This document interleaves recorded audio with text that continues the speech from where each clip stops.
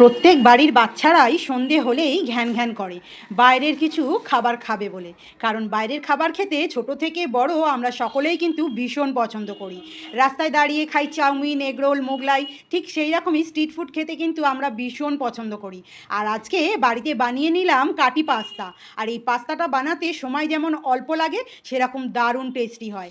বাচ্চা থেকে বড় কিন্তু সবাই খুব পছন্দ করে খাবে এই পাস্তাটা, দারুণ স্বাদের হয়। প্রথমেই আমি কড়াই 1 লিটার জল দিয়ে সামান্য একটু নুন আর সাদা তেল 1 চামচের মতো দিয়ে আমি 500 গ্রাম পাস্তাকে সেদ্ধ করে নেব। ভালো করে বয়েল করে নেব, একদম 80% কুকড হওয়া পর্যন্ত বয়েল করে নেব। যদি রেসিপি ভালো লাগে তাহলে একটা লাইক আর কমেন্ট করে আমার পাশে থাকবেন। যদি ইউটিউব থেকে দেখেন তাহলে সাবস্ক্রাইব করে নেবেন, যাতে সর্বপ্রথম আমি আপনার ভালোবাসা পেতে পারি। আর যদি ফেসবুক থেকে দেখেন তাহলে ফলো করে নেবেন, যাতে আমি সর্বপ্রথম আপনার কাছে পৌঁছাতে পারি। এই যে দেখুন 80% কুকড হয়ে গেছে। এরপর আমি এটাকে জল ঝারিয়ে রেখে দেবো। কড়াই দিয়েছি সাদা তেল, ভীষণ ভালো করে গরম করে নিয়েছি। আর দিচ্ছি ফোড়নে জিরে, গোটা জিরে। আমি এরকম মোটা মোটা করে পেঁয়াজ কেটে নিয়েছি, ভাজতেও বেশিক্ষণ সময় লাগবে না। তবে আজকের পুরো রেসিপিটাই হবে সাদা তেলে। সাদা তেলে কিন্তু পাস্তা বা চাউমিন খেতে দারুণ স্বাদ হয়। তাই সাদা তেলের মধ্যে পেঁয়াজ জিরেটাকে হালকা করে একটু নাড়াচাড়া করে নরম করে ভেজে নিলাম। এরপর দিচ্ছি ক্যাপসিকাম কুচি, দিচ্ছি টমেটো কুচি, দিচ্ছি আমি চিড়ে রাখা কাঁচা লঙ্কা। ঝালটা নিজেদের স্বাদ অনুসারে 5 মিনিট নাড়াচাড়া করার পর দিয়ে দেবো স্বাদ অনুসারে নুন, দিয়ে দেবো ব্ল্যাক পেপার, গোলমরিচের গুঁড়ো।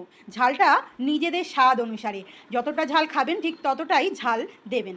এরপর দিয়ে দেবো অরিগ্যানো, দেবো আমি একটু চিলি ফ্লেক্স, আর দিচ্ছি টমেটো সস, দেবো আমি সোয়া সস। এই সমস্ত কিছুকে দিয়ে আমি এর ওপর থেকে দিয়ে দেব ম্যাগি মশলা। ম্যাগি মশলা যদি ভালো না লাগে তাহলে স্কিপ করে যেতে পারেন, এখানে ভাজা মশলাও বেশ ভালো লাগবে। আমি ম্যাগি মশলাটা দিয়ে বেশ 5 থেকে 7 মিনিট একটু নাড়াচাড়া করে নিলাম সমস্ত সবজির সঙ্গে। এরপর আমি দিয়ে দেবো সেদ্ধ করে রাখা পাস্তাগুলো। সেদ্ধ করে রাখার পাস্তাটা খানিকটা আমি দিয়ে একটু নাড়াচাড়া করে নিচ্ছি।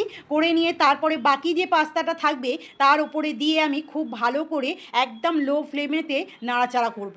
যতটা লো ফ্লেমে নাড়াচাড়া আপনারা করবেন ততটাই পাস্তার সঙ্গে মশলা বেশ সুন্দরভাবে মাখামাখি হয়ে যাবে এবং খেতেও হয় বেশ দারুণ। লো ফ্লেমে নাড়াচাড়া করলে পাস্তাটা পুড়ে যাবারও ভয় থাকে না, যে তলায় মশলাটা লেগে যাবে সেই মশলাটা লেগে যাবারও ভয় থাকে না। বেশ সুন্দর করে লো ফ্লেমে নাড়াচাড়া করতে করতে ঠিক এইরকম একটা কালার এসে যাবে। দেখেই বোঝা যাচ্ছে যে আমাদের পাস্তাটা কিন্তু অলমোস্ট রেডি হয়ে গেছে। আর 2 থেকে 3 মিনিট নাড়াচাড়া করলেই আমাদের পাস্তা কিন্তু একদম রেডি হয়ে যাবে। তা কেমন লাগলো এই রেসিপি জানাতে কিন্তু ভুলবেন না। ভালো লাগলে একটা লাইক আর কমেন্ট করে আমার পাশে থাকবেন।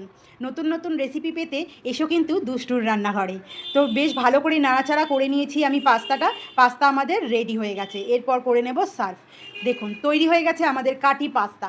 বাচ্চাদের তো মন জয় করবেই করবে, বড়োদেরও কিন্তু ভীষণভাবে মন জয় করবে। সময়ও লাগবে খুব অল্প এবং খুব টেস্টি হয় এই পাস্তাটা।